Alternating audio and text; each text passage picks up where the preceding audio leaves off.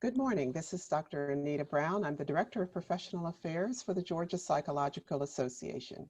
We are happy to present to you a session on advocacy training for state-level psychological advocacy for the Georgia Psychological Association. This morning, Dr. Gail Spears, our Executive Director, and I, along with a team from our lobbyist, Nelson Mullins, will be presenting to you some how-tos on doing state-level advocacy training for the Georgia Psychological Association and for psychology in general. One of the main reasons for doing this training is because we all need to realize how very important it is that we act on our own behalf and on the behalf of the profession and the citizens that we serve in advancing the cause of psychology as a practice, as research, and as a professional tool that can be used to better the lives of everyone with whom we interact. This morning, we are presenting this as one of a series of advocacy training sessions that the Georgia Psychological Association will be presenting in an easy format to consume over the course of the next several months. We have planned sessions as produced by our legal and legislative affairs team on all aspects of advocacy training, including written and verbal testimony, visiting and advocating in person, writing professional documents, and a whole host of other topics for which I hope you'll take advantage and enjoy. The importance of advocacy generally is going to be discussed at this point by our Executive Director, Dr. Gail Spears, and then we'll follow with the rest of our agenda. Dr. Spears? Yes, thanks so much, Anita, and thanks to the team at Nelson Mullins who've been working with GPA now for several years. We were comparing notes. I think it's somewhere in the neighborhood of 7 or 8 years, but they came on board as we began our work with the psych testing bill with Daniel Rogers in a leadership role for that, and have been with us ever since. I would like to specifically say that we get lots of benefits from this relationship that I think that are of particular value to our members. In addition to the kind of role that you expect lobbyists to play in facilitating the conversations between the association and the legislative process, they do a lot more than that. And I have really come to appreciate that more and more during the actual session, and actually between sessions. We often get what they refer to as their Gold Dome report. That's a nice overview. We try to provide that and make that available to our members. So even to cover all the things that aren't necessarily directly related to us, but certainly are going on and are important.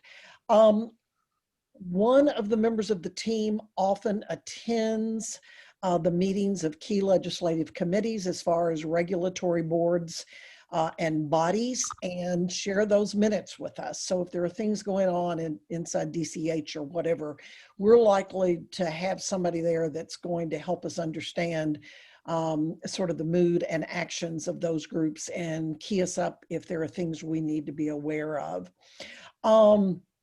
They have also been key in helping to facilitate meetings between members of GPA and various legislators who are in a key position to help us with various legislation.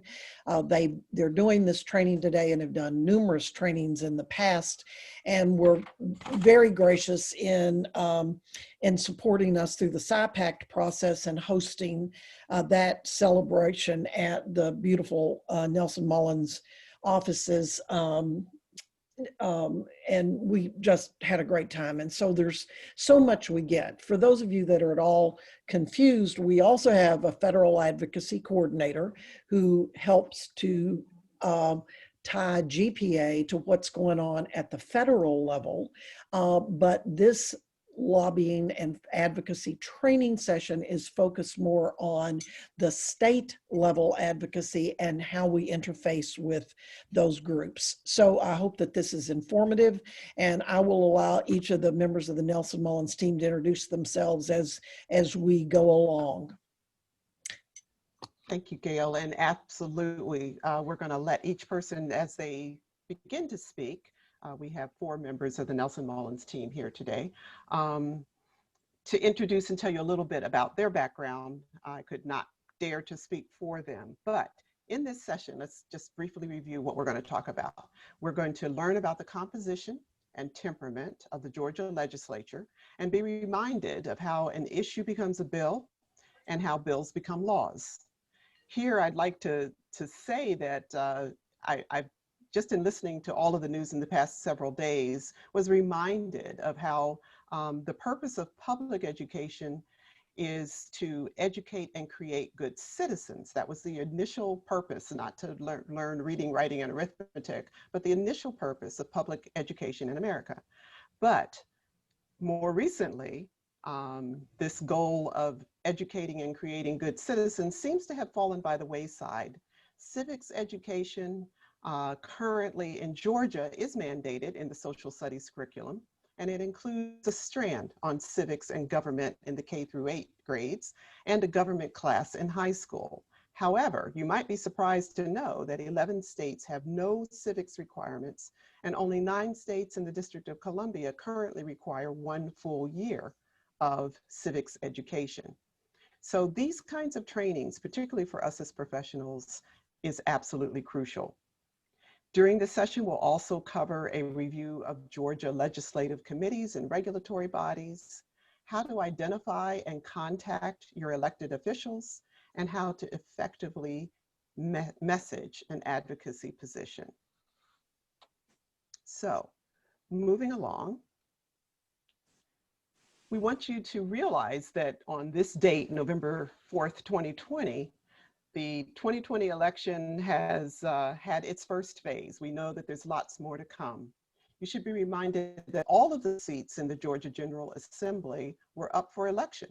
And so clearly there will be shifts in leadership in both the House and the Senate and in local offices as well as at the national level. So it's very timely that we begin to understand this process and where and when we enter. There will be a second part of this particular presentation where we will focus more specifically on timely issues and what GPA will be doing in the coming legislative session.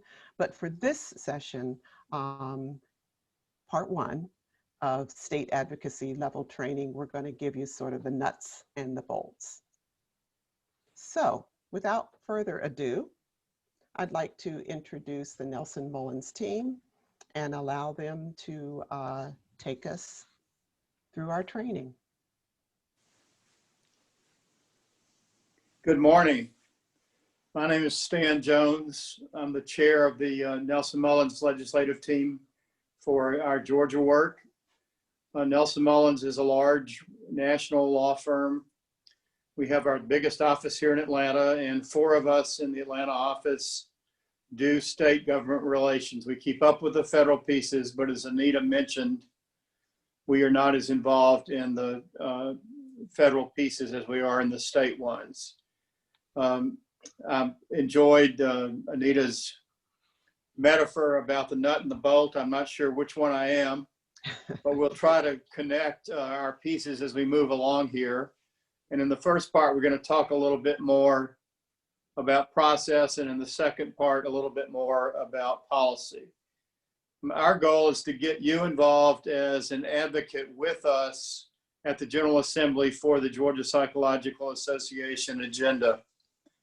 Many people think of lobbyists as fixers or connectors. I think that's too limiting a view of certainly what we do and what you need. So we're actually policy people, first and foremost, with lots of connections. But we never can do all of the work for you by ourselves. We're always willing to stand in and speak up to the GPA legislative agenda. But politics are local, or all politics is local, as you like to say in Georgia, with a little bastardization of their grammar. And so we need your help. And that's why we're starting out. Who is the advocate? Well, the advocate is you. Think of us more as the coaches. Now, we're very well informed coaches, but we are not here to do all of what you need by yourself. I'm reminded of our two big issues over the last few years. So one, of course, was the rewrite of the psychological testing provision. It was an intense combat with the Professional Counselors Association, as some of you may remember. But Dr. Rogers, Daniel Rogers, was with us almost every day at the Capitol, and he was the person who supplied the content and many of the connections that we tried to manage into the successful bill that we ended up with. When we were working the last couple of years on the psychologist interstate compact, Dr. Brown and Dr. Sears were with us most every day. Dr. Spears, I'm sorry, Gail. And again, we could not do what we were trying to do without people standing with us at the Capitol and all of you backing us up at home. We're going to talk about how you go about that, what kinds of effectiveness works. Before we turn to how to make a bill a law and some of the things about the Georgia process alone, I'll mention that Georgia is a very, very big state. We're certainly the largest state, in the east part of the United States. We're becoming one of the most populous states. Georgia's census this year will probably reach close to 11 million people. It may go over a little bit. That makes us the 8th most populous state. In the next decade or so, we'll probably pass Pennsylvania. We've already passed Michigan and New Jersey to become maybe the 7th largest state. It'd be very hard for us to get higher on the list. But today, of course, Georgia, has a large number of electoral votes. It's 16. And as we find ourselves this morning to the 4th, we're sort of in the thick of the chase by President Trump and Vice President Biden to become the next president. I've also occasionally mentioned on some of these trainings a little bit different way to think about the General Assembly in Georgia. So, both of our houses are in the control of the Republican Party today. That will be true tomorrow. It will be true January of 2021 when we move into the next legislative session. There'll be some changes, but they will be marginal. Today, in the House, there's 105 Republicans and 75 Democrats. That number might change to 102 to 88 maybe by the time we get to the General Assembly. In the Senate, there's 20 Democrats and 36 Republicans. That number may change by 1. So these parties, they seem monolithic, but I like to tell people it's useful often to think about the General Assembly parties as having multiple parts. So for example, in the Republican Party, there is a small group that's left over really from Eisenhower, the Nixon era, the Rockefeller era. There's a much larger group who came to political awareness and excitement when Reagan was elected president, in 1980. There's another group who would call themselves Christian conservatives. They started becoming active in the 80s and 90s. They tend to be very interested in the abortion issue, needless to say, and other sort of faith-based origins for the things they're interested in. There's another group, the Tea Party, coming into sort of prominence in the 2010. And then there's a small group of people who would call themselves libertarians. On the Democratic side, you have 3 or 4 groups, not quite as many perhaps, but you would have some folks that would call themselves, Blue Dog Democrats. They're sort of more business oriented. They tend to be white and they are sort of focused on Georgia progress. They're kind of the leftovers from the 90s and early 2000s when the Democrats were in charge. There's a very large group of African-American legislators. Georgia's population is about 33% African-American. Its registered voters are a little bit less, about 30%. And this group of folks, of course, is primarily interested in diversity issues. But keep in mind that African American voters are more religious than some of the other white voter groups, and so sometimes you're going to have some folks who are interested in evangelical things who are African American who are closer to the Republican Christian coalition than they are necessarily to the feminist Democrats. That's another group that I like to describe. In Georgia, there's a small number, but there are a few people who would describe themselves as labor union Democrats. So their interests are a little bit different. And then Georgia has a very large Asian population. It's about 10% Asian and Hispanic. And so these groups are starting to come into their own. There are members of the legislature from each of them. They right now are predominantly Democrats. But as you're watching the national election over the next few weeks as it unfolds, you may start to see some disagreements between, some evolution of a larger number of Democrats who are not, black or white, but who are Asian and or Hispanic. But this is one of the most interesting things historically in American politics. And I'd just like to point out that there's more points of view than some people think of as they think of Democrat or Republican.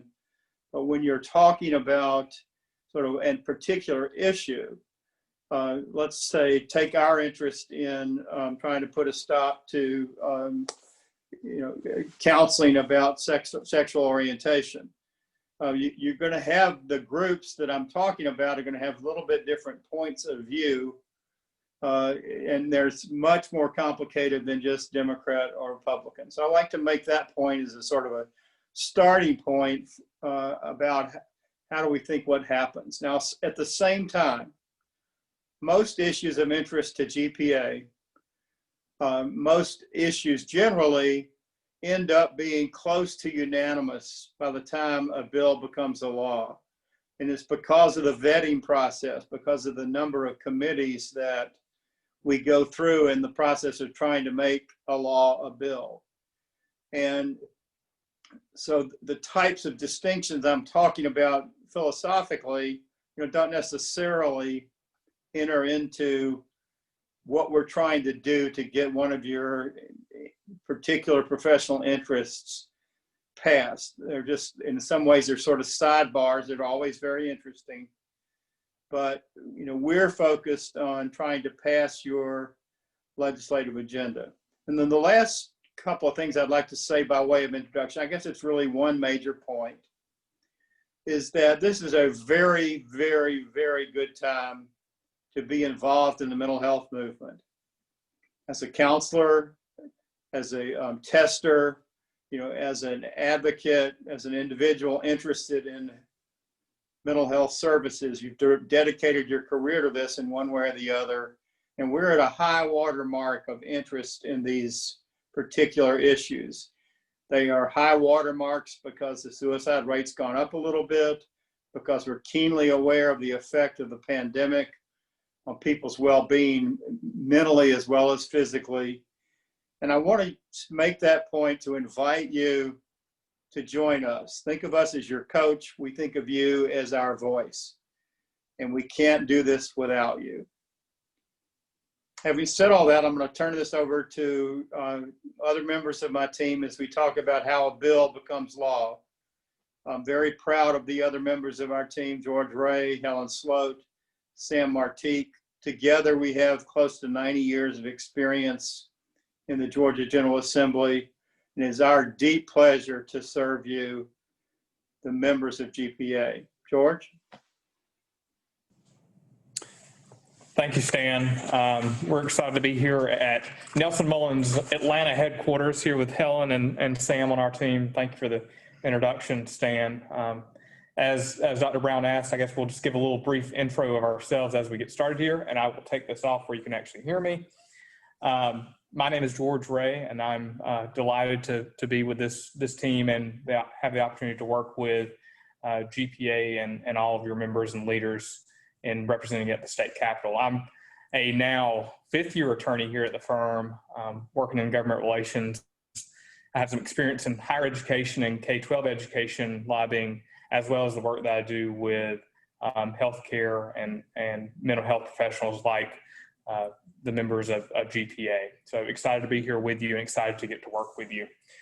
To get us kicked off in the substantive conversation and training, I guess you might say, it's going to be a little bit of a trip back to Schoolhouse Rock for a lot of you. As Dr. Brown noted, civics education isn't mandated a lot of places anymore. But hopefully most of you remember the I'm just a bill sitting on Capitol Hill. And if not, you'll have a little bit of a deja vu, or at least a new primer in this today. So as you may or may not know, Georgia has a bicameral legislature just like the U.S. Congress. We have a House of Representatives with 180 members and a state Senate with 56 members. And the process works a lot the same at the state level as it does at the federal level, with bills being introduced in the House, traveling through, then going to the Senate for consideration, or vice versa in most cases, starting in the Senate and heading to the House. But of course, the first question is, before they even get started, where do they come from? Where do bills and ideas come from? And there's a number of different places that you may have already known or thought of, or maybe sort of out of the blue for you. One, of course, are the legislators' minds. Legislators run on platforms and have their own ideas that they want to get done. And a lot of times they will approach their terms as opportunities to put those ideas out there into bills to advance. They also come from groups like GPA and groups that are represented by lobbyists like us who have particular issues they want addressed in the law, or issues they don't want addressed in the law or want to be managed in the law, and are recommended to legislators to put forward. And then they come from right in your local areas, from constituents, from people like you, speaking to your own legislators where you live. It's not uncommon. In fact, it may be the most common way that legislation comes about, and that is through a constituent speaking to a legislator and a legislator bringing a bill forward. So there are a lot of different ways a bill can come about, and a lot of different places they can come from. But they all end up in one place, or most of them end up in one place, and certainly later in the hopper in the same place. Except for, I'll make the comment about one little differentiation between starting in the House versus Senate that you see on the slide here, and those are revenue generating bills, or those have to start in the House and then go through the Senate afterwards. They can't start in the Senate. So before a bill gets started, we'll go ahead and to the next slide, Anita. The first place you have to go is Legislative Council, which is a group of lawyers in the Capitol who are in charge of serving legislators and taking their ideas, taking their constituents' ideas, taking our group's ideas, and turning them into a physical bill that can progress through the legislature. Their job is to research the law, to know the law, and to advise members on it, and help them draft legislation that would be functional and constitutional if it passes through the legislature. So first stop is that Legislative Council office, and then where all bills do come together, and that is in the hopper. In either the House or the Senate, there's both a physical and a figurative hopper where you take the physical copies of the bills, drop it in, and they get introduced into either of the chambers. From that point, the process really gets started. And it goes through a number of different iterations on both sides. A lot of that's the same, and I'll go through it in detail for one side, and then we could say rinse and repeat on the other. But first, of course, the bill gets introduced in the hopper. It gets read by either the clerk of the House or the secretary of the Senate, and at that point, it gets assigned to a committee. So, as you might already know, there are a lot of speeches, a lot of words on the floor of the House and the Senate when a bill comes up, but the real work gets done in committees before bills make it to that floor vote. So there are a variety of different standing committees. We'll talk a little bit more a little bit later about where bills affecting psychology and healthcare and mental health issues go. But a bill will be sent to a committee where at that point, a chairman who is obviously a legislator will manage the process of hearing the bill, editing the bill if there are questions, concerns, or things that the committee or members of the committee are interested in doing, and then ultimately voting on the bill. As you'll see in the point here on the slide, sometimes there are even subcommittees of standing committees. So large committees like appropriations that handle the state's budget have individual subcommittees to handle specific subject matters. And that's the same for some other committees too. So there's a lot of different levels of review within the committee structure, but ultimately what you're trying to get to is calling for a committee vote and passage out of committee. A lot of bills go to committee, a few bills get out of committee, and a lot of bills die in committee. It is the real key filter within the General Assembly for bills that are not up to snuff or not up to the politics of the day, as bills are called at the discretion of the committee chair, and they're considered at the discretion of the committee chair. But assuming you've made it into the hopper, you've been assigned to a committee, you've made it through the committee gauntlet, and you've gotten a due pass, then you move on to another committee in either the House or the Senate, and that is the House or Senate Rules Committee that takes all the bills that are passed out of substantive committees like appropriations or Health and Human Services, and then begins to build what is called a rules calendar for consideration on the chamber floor. So the Rules Committee in both chambers serve as the gatekeepers for what makes it down to the floor in the House or Senate. You have to put in the legislator has to put in a request with the Rules Committee chairman to get the bill on the floor. And then hopefully once you make it to the chairman's attention, you make it out of the Rules Committee, then you head to the House or the Senate floor.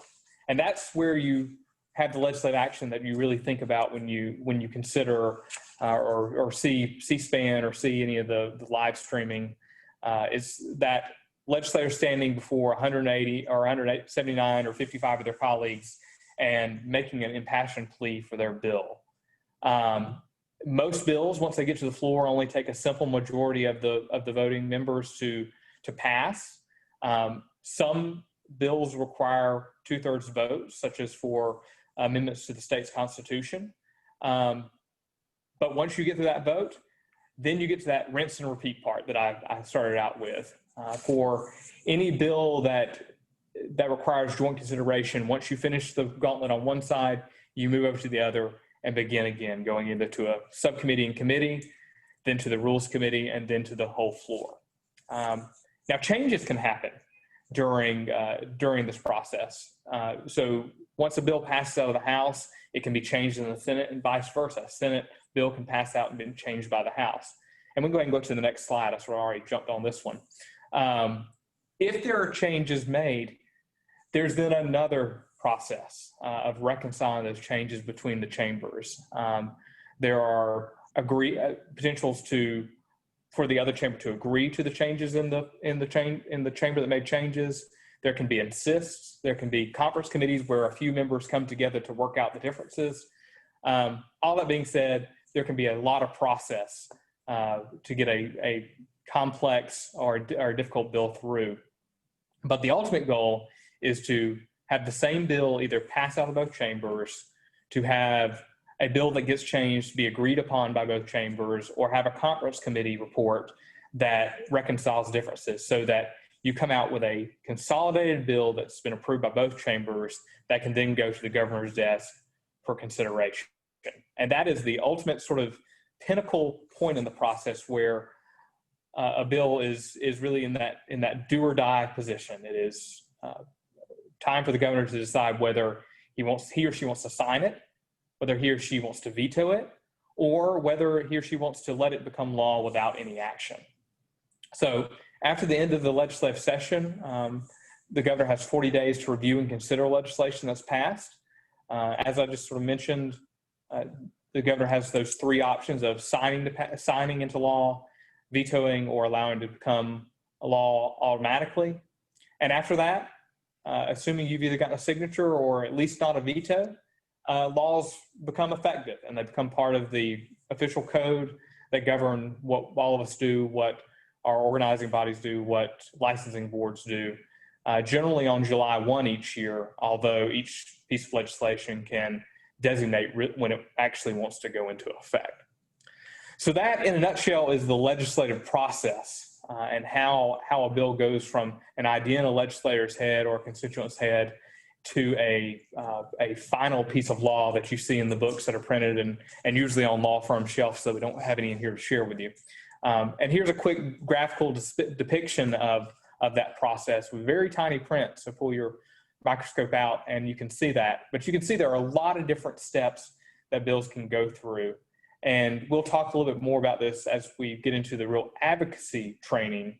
But each one of these steps is an opportunity for you to advocate, for us to advocate, for you to influence legislation, because to get a bill out of committee takes advocacy. To get a bill through the floor takes advocacy. To get a bill signed by the governor takes advocacy. And those are all steps in which you can get involved. So we'll go to the next slide, because as we've talked about the process, you're probably thinking, I'm understanding this in concept, but I have no idea what it actually looks like. And I'm going to turn it over to Helen to talk a little bit about what bills and legislation really look like as they go through this gauntlet. Hi, good morning. I'm Helen Sloat, and I've had the privilege of working with Stan Jones now for 25 years. And together we've done an awful lot of lobbying at the state level on health, insurance, mental health, child welfare, education issues, but we've also covered a lot of other things as well. And recently we have been joined by Sam Martique, and I'd like to introduce Sam as well this morning. Sam joined us last year and has been a member of our team since that period of time. Sam is a graduate of the University of Georgia. He's just recently been trying to take his LSAT, so that we think we might lose him to law school, which is unfortunate for us, but good for him. And prior to his joining Nelson Mullins, Sam also was an aide for one of the state senators. So Sam, I just wanted to make sure we introduced you appropriately. So I'm going to talk a little bit about an appearance of a bill. You'll see on the screen, there's a 4-page document before you. And up in the upper right, I'm kind of going to walk through the various things in this bill so that you kind of understand it.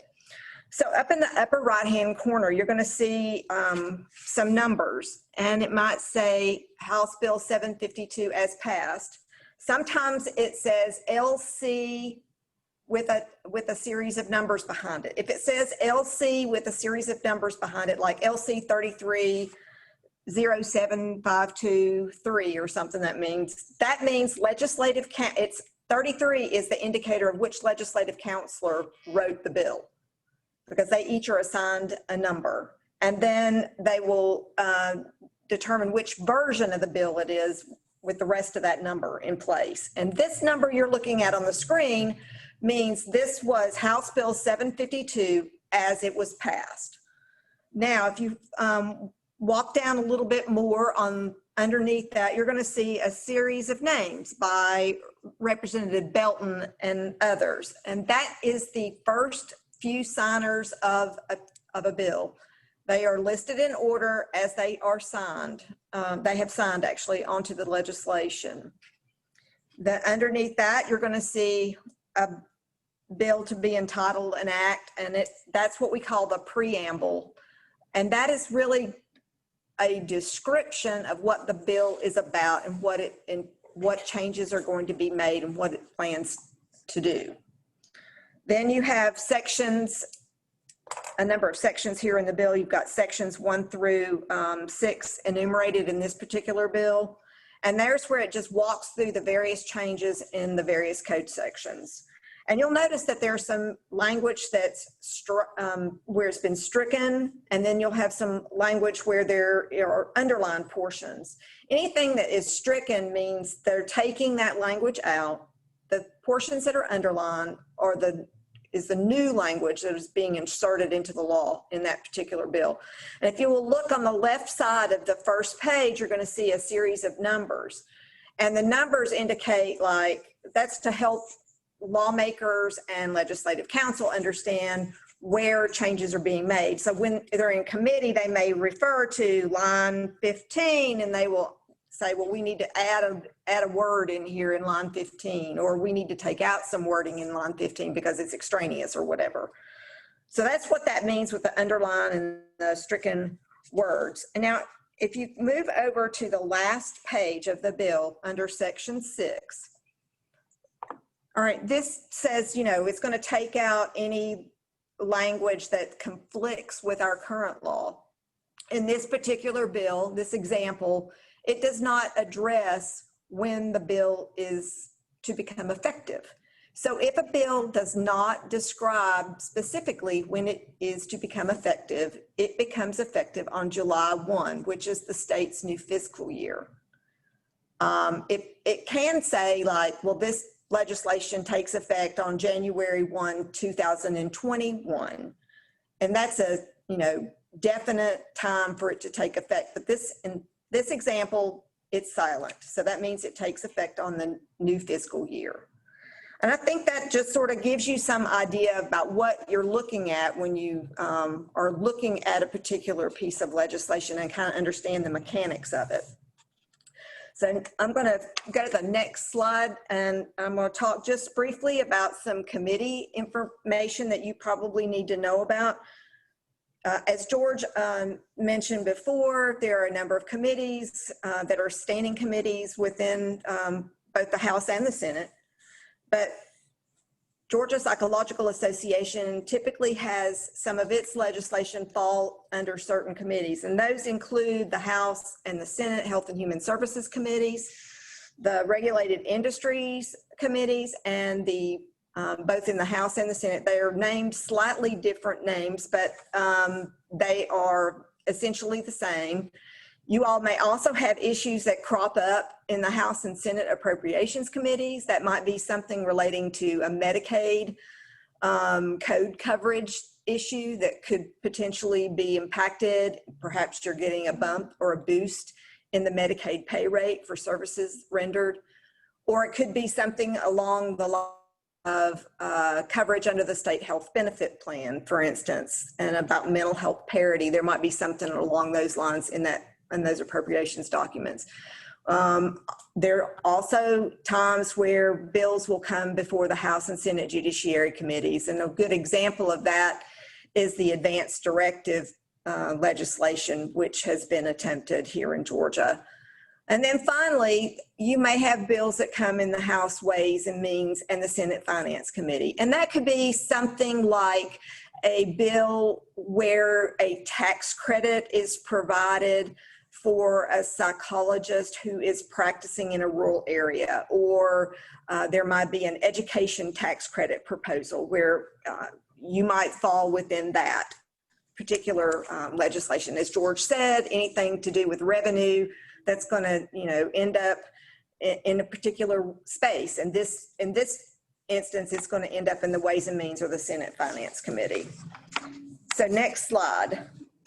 I'm going to talk briefly about regulatory agencies and bodies which oversee your profession. I know many of you are very familiar with those. We, as Anita and Gail both discussed, we typically follow a number of the various agencies and where you have your bulk of your work. The Department of Community Health, of course, as I mentioned a moment ago, oversees Georgia's Medicaid and Peach Care for Kids program, and also the State Health Benefit Plan, which is the insurance plan that covers our state's employees and teachers. You also have issues that will come before the Department of Department of Behavioral Health and Developmental Disabilities. And they typically are around the work that's done by the community service boards and also in the APEX program. And you're going to go, APEX? Well, I'm not really sure what you mean by APEX. And APEX is a program that was I think formed in 2015. It's to provide behavioral health services to children in schools pre-K through grade 12. And it is a way to expand mental health to those children in our public schools. And it's been funded by the General Assembly since that time. Another place where you have issues, of course, is the State Board of Psychology. And Gail Spears is very familiar with the State Board as she's covering these meetings religiously, as well as someone from our team. But the State Board, as you know, is involved with the implementation of SIPACT, and actually one of the former board members for the state, Don Meck, is a member of the SIPACT implementation committee. And there's also opportunities before the board for the psychological testing rules and regulations. So we have to follow those as well for you guys, because that is the way the bill is actually implemented, is through the rules and regulations process. And finally, I would say something about the Department of Insurance.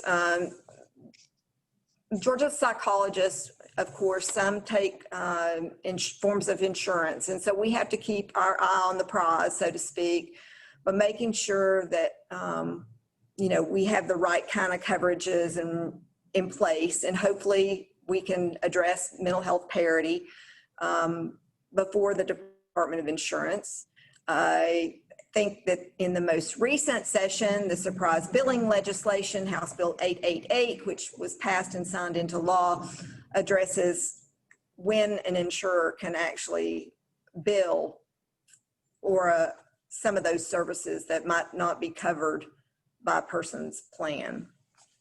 I'm going to now go to the next slide.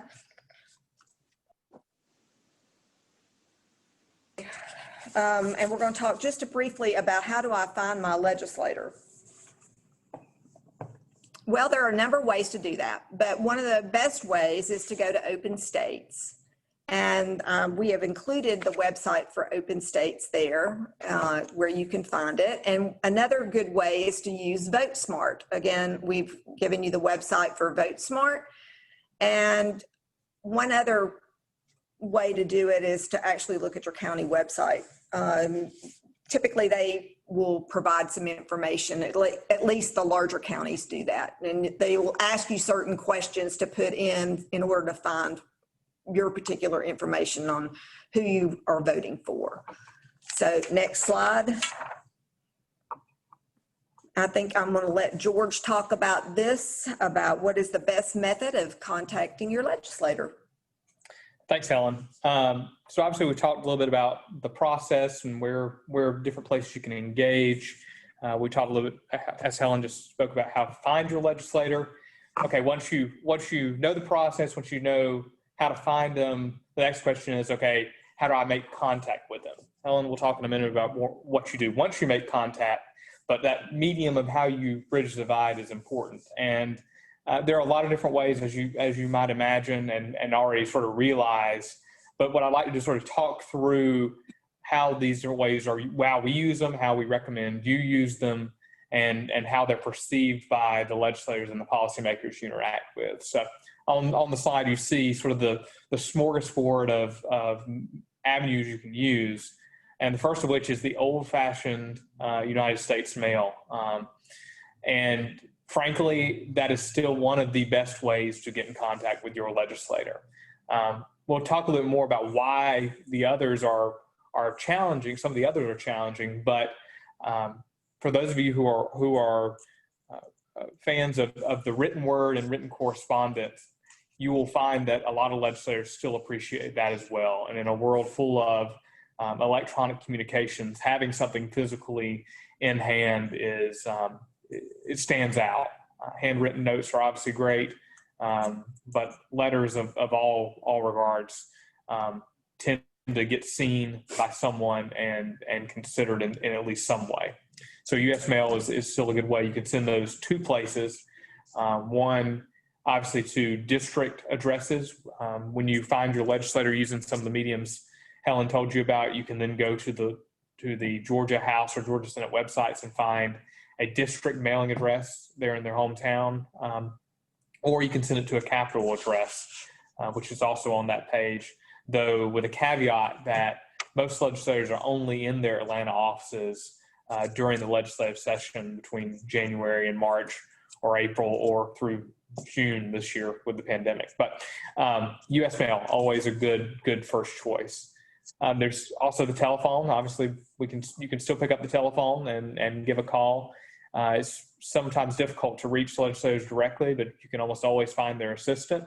And if you have the good fortune of having a legislator's cell phone number, many are becoming more and more open to text messaging and that kind of communication. So for quick notes, particularly where you've already met your legislator and have some rapport, that's a great way to do it too. Electronic mail, which I think we now just can shorten down to email. One of the easiest ways to make contact, also one of the most challenging as far as getting legislators' attention. Whereas the written word and piece of paper, they have to be managed somehow. Emails are easily filtered and put into the deleted items folder and easily overlooked. So while when time is of the essence and you don't have another option, it is better than nothing, emails are difficult and not always the best way. Facsimile. Most legislative offices still have fax machines. It's a blast from the past, and it's kind of a blend between the written and physical nature of mail, but the speed of email. So if you have a fax machine, surprisingly, you can use one to contact your legislator as well. The last couple items are particularly good avenues as well. One, the face-to-face meeting. Obviously, when you're able to look one another in the eye, you can have a lot more contact. You can build a lot stronger relationship. You can share a lot more of your story, and that's what we recommend when time and location allows. One thing that we enjoy doing as lobbyists is getting out into local districts and visiting legislators where they live and work. And that's something that you as individual constituents in your community shouldn't hesitate to do, because legislators love to hear from you and love to chat with you, particularly when they are at home. If you find yourself in the Capitol during the spring, during the legislative session, also they're generally willing to set up meetings with constituents there as well. So that's a good option if you are either coming down for GPA Day at the Capitol, or if you have an opportunity just to come to Atlanta and visit.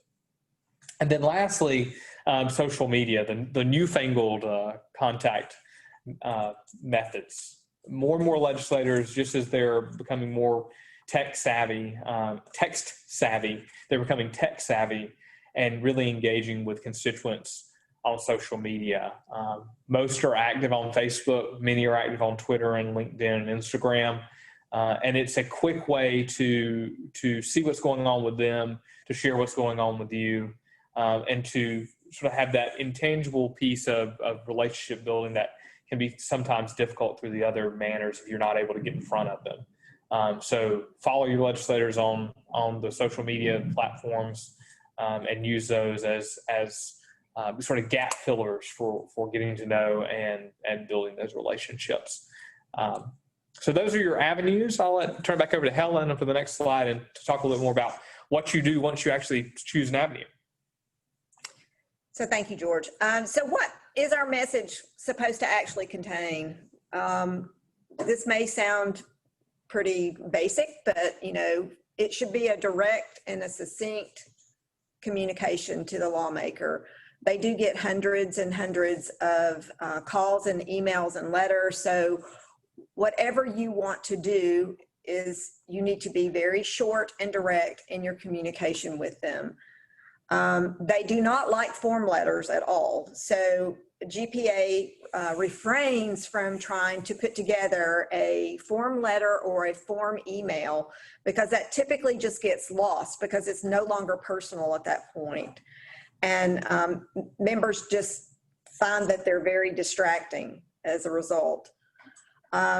Having a direct link with your legislator is really an effective means. It might be someone that you know from your child's school because it's another parent. It may be someone that lives down the street from you.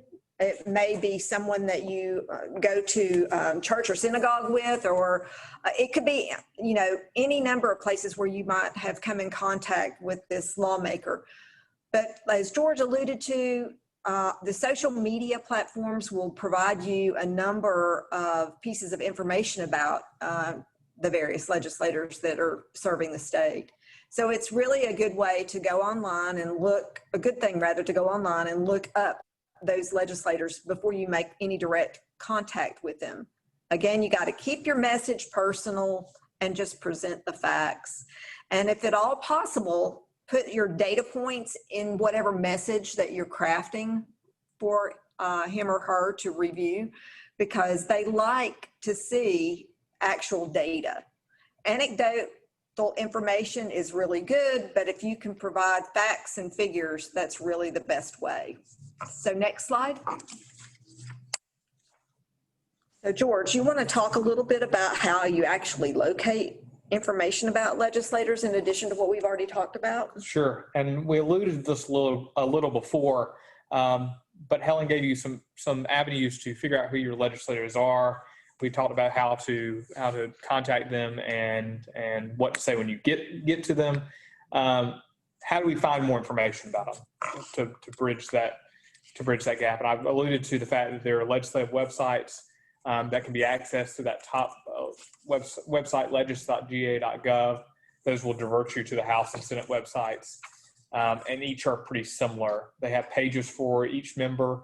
They give you a handy picture of them, a copy of their map so you know exactly what district they cover. It gives you their contact information both in the district and in Atlanta.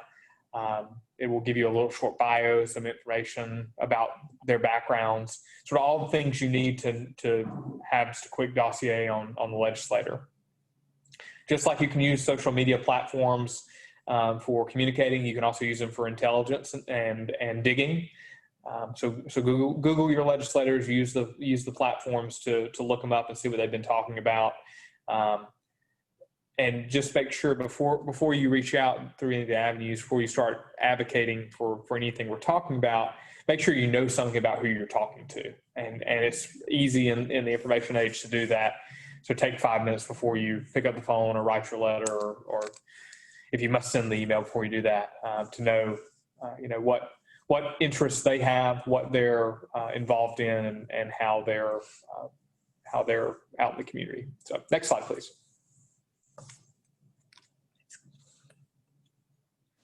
Turn back over to Helen. Okay, I think I'm supposed to take you through about your day at the Capitol. So in years past, the Georgia Psychological Association has decided to participate with a day at the Capitol. And what you all typically do, you will sign up to participate. So I encourage you to do so. However, during COVID times, things might be a little different this coming year. So we do not know at this moment whether or not the general public is going to be allowed in large groups to come through the Capitol. We, of course, will be assessing that and providing GPA information on that as the time for the session draws closer on that second Monday in January. So I've given you some resources on this slide about where the Capitol is actually located and some ideas on where to actually park, because believe it or not, it's a little difficult to get to the Capitol and find a place to park. So the Georgia Building Authority actually has some maps that it provides, and you can find parking options on those maps. And another good way to come to the Capitol, of course, is just taking MARTA, because MARTA has a stop right across the street in what we call the Sloppy Floyd Building or the Twin Towers. So you can actually just walk from the MARTA station over there across the street to the Capitol. So again, when you decide to do your legislative day at the Capitol and you've decided you're going to participate, please know who your elected officials are ahead of time. And we've already walked through on how to locate your elected officials through VoteSmart and your particular county information that we've shown you in a slide before. So if you wish to make actual contact with legislators while you're there on your day at the Capitol, I would recommend that you reach out to them ahead of time and ask for an appointment on that date. Next slide. What to bring to the Capitol, and I guess I should say what not to bring. So be sure to bring a photograph ID, and typically that's either your driver's license or your passport. They are going to ask you to go through security, much like what you would do at the airport if you're familiar with traveling by plane. So, and then just make sure you do not bring any guns or other weapons, mace, things of that nature with you. You'd be surprised, people forget that they might have it in their purse or in their briefcase, and they have been stopped, and sometimes it hasn't gone really well. So just make sure you don't have any, restricted items with you at that time. They also caution you about taking photographs in the various galleries of the House and Senate. They don't typically like any photographs being taken while you're upstairs in the gallery. So just make sure you kind of adhere to the rules. So those are just some of the do's and don'ts about your day at the Capitol. We highly recommend that you participate. It's just a great way to get to know your legislators, see what happens down there under the Gold Dome.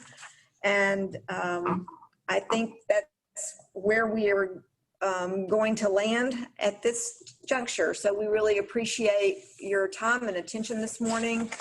Thank you, And Helen. I'm going to turn that back over to you. All right. Thank you, Helen. Can you hear me? Everybody can hear me? Okay. Yes. Just a few thoughts. Gail and I have a couple of questions, but first of all, appreciate what you've done. And on this last slide, you'll see the real name of the agency and address and contact information.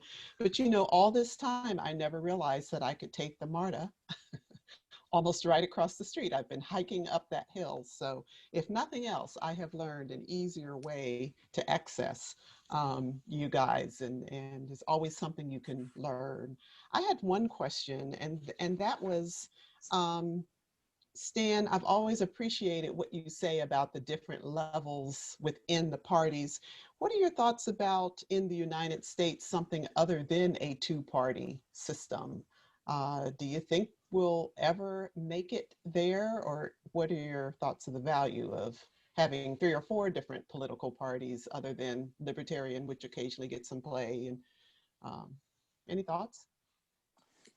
Well, I'll say that it's been very hard, in my 70-year lifetime, for the third parties to get organized and get enough attention to, actually end up, organizing the legislature. And by that, I mean, the two main parties, compete for who has the most votes in a particular body, and the party with the majority gets to pick the committees, more or less set the agenda on the floor of either house. And it's just been difficult for any third group to get large enough to interfere with that.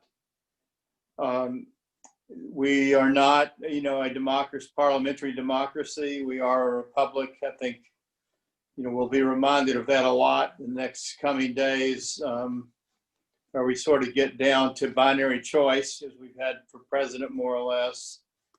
And, one person or the other wins, and multiple points of view are sort of, aggregated to the final 2 candidates, typically with the Libertarian.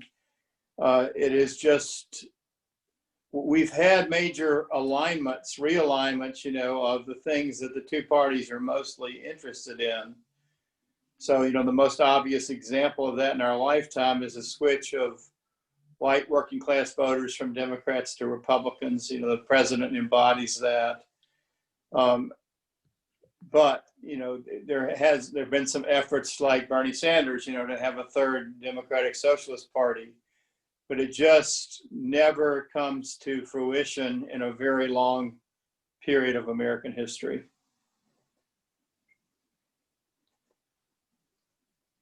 Next question. I thought, just to raise one thing. we talked about some of the regulatory bodies and the role that they play in our professional lives and practices. And I think that generally psychologists don't either grasp that, or when we try to make them aware of how we might impact decisions at that level, they're often not seeing that as significant as we do when it's legislative in nature. And so you might just comment a little bit about some of the kinds of issues that get dealt with at the regulatory level that psychologists need to recognize, and ways those get impacted. Well, there have been some nice and interesting examples of that recently. So one example would be, we passed a new psychological testing bill, but the rules about how that gets implemented get written by the Board of Psychology, approved by the Secretary of State, and then by the governor. So sometimes the finer details of what a particular piece of legislation means really land at the board. Another example of that, one that one of our committees has been deeply involved in, is the billing codes that are part of how the state health benefit plan or the Medicaid plans, or in the future the health exchange plans, pay for psychological services. We're about to get into a pretty wide range of things that the Medicaid care management organizations will pay for, or how they define medical necessity or prior approvals. And those issues don't really show up at the legislature. They show up at the Department of Community Health. Sometimes they show up in a different way at the Department of Behavioral Health. For example, a service provided and paid for by DBHDD at the Community Service Board. Every now and then you'll have an issue that might show up at the Department of Corrections about how testing is paid for, or how frequently it's used, or how many hours are permitted to be purchased, by the prison system. Same thing for Department of Juvenile Justice. So, and we are political junkies, we are policy junkies too. So we try to bring to your attention a rule, a piece of legislation, a proposed piece of legislation, a policy. Sometimes there's a policy that's not actually in a rule, but it's just the habit or behavior of the agency. So we bring all those things to the attention of the association so that it can process the point of view of the association. And let me say finally, we are always willing to answer questions for any of you individually. Now, some things you're interested in may not be part of the agenda of the Georgia Psychological Association, but we'll tell you those things, just like Gail or Anita or the legislative committee chairs will. But don't hesitate to ask about any piece of the policy or political agenda. We view our role as serving the association first, its membership directly, of course, and we're always happy to field a question from you about any of these things. Anita, I know that we're going to end very soon. I just do want to make the point that Stan led me to consider and to say out loud, is that when the association is going to take a position or support something or oppose something, there is a process by which we come to that agreement, and then we move forward as a group. You as individual members of the association are free to contact your individual legislators if you hold a different view or want to see a different outcome than the one that GPA is officially working through. But we do caution you about not representing your point of view just as a psychologist, but to not say, well, I'm also a member of GPA, which would perhaps imply that GPA is in agreement with your personal opinion. And there are many things upon which we do not take a position. It's either too divisive, it doesn't really have any direct relevance to the profession or the association, it may be something that is that we think it could be more divisive, or whatever the position is that we're considering. But everybody should be involved in the process and know their own legislators and act on issues that are important to you, regardless of what the association does. But the association does have a clear path and process by which we decide how to interact with this group and what to ask them to do. And we try to look ahead to creating a legislative agenda in collaboration with the lobbying team. But as I have learned through these years, and Stan and the rest of the group can say, is heavens to Betsy, it's unpredictable. And things come out of nowhere, and we didn't have any idea that somebody was going to drop a bill that said such and so. And so it is impossible to be completely anticipatory about those issues. But Stan and Helen and George and Sam are immensely helpful in helping us understand and grasp those issues and figure out how do we want to get involved if we decide to get involved. And on that note, go ahead. I'd like to just add one thing to Stan's regulatory discussion. He talked a little bit about the Department of Community Health and its importance with the Medicaid program as it relates to the CMOs, but they also regulate the various reimbursement codes that providers can bill under and how much they get paid. And anytime there is a change into a code, like a 90791 code under psychology services, I think that's an evaluation code perhaps that you all have. If there's going to be a change in reimbursement, either up or down, the Department of Community Health has to put out a notice about that. And that notice opportunity will have time for hearing and public comment. And at that point in time, members of GPA can actually raise their hand and say, we agree or we don't agree to whatever change is being proposed to a particular CPT code. And that also requires a state plan amendment in some instances, so to the state's Medicaid plan. So again, those are opportunities in which GPA and its members can put forth comments. So those are all important lessons to a risky metaphor. There's more than one way to skin a cat. There are lots of levels where we can enter. I really do want to thank our presenters and our friends today.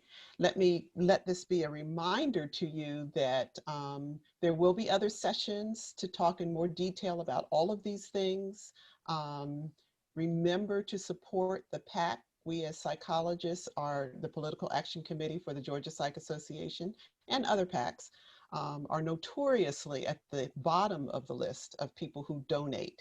And it is an important part political giving is an important part of getting things done that we need to have done. I encourage you to understand that we are part of a number of different coalitions, some of which have been mentioned here today. And finally, I'm throwing out one last question. Do we have any psychologists who currently are elected officials at the state level? No, I don't think so. None who identify as anyway. So, you know, when all else fails, you can always run for office, right? and bless you for thinking you want to do that. But nevertheless, thank you all. Remember that there is part two. There is a timeliness this day after the 2020 election. We are going to stop here, but look for part two, which will be relatively brief, but in it we will cover some of the agenda items moving forward that we can anticipate at this point into the 2021 legislative session. Some other issues that are immediately current. It'll be a brief session, but look for part two of state level advocacy. At this point, we're going to sign off and thank you all for participating.